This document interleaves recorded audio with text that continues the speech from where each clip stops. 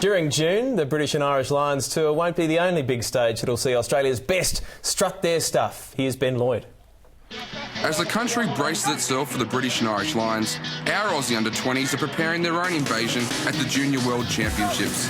The big thing is the boys coming together and really sticking through as a group. It's a long time to be over there, and the boys come together, you play for each other, you play for the jersey, and everyone will be doing their best. So at the end of the day, you just got to wait and see how it pans out.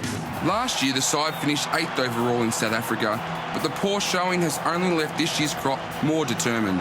We had some injuries before we left, which probably disrupted the group. I don't think some of the boys were probably prepared mentally for how tough it was going to be and the different weather conditions and the different type of opposition. So I think we get used to playing club footy, Super Rugby here. It's very different from the type of footy we have to play at that, and I think we'll all be better prepared this year. It's hard to put your finger on any one problem.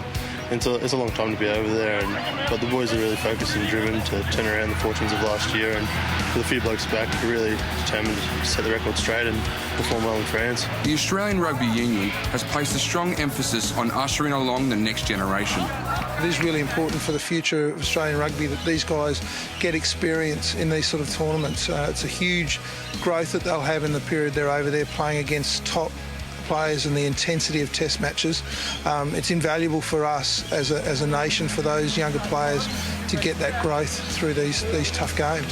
Despite their difficult schedule, there is high expectations within the group. It's a tough pool. We've got Ireland and New Zealand as our first two games. That Irish game is probably pretty crucial.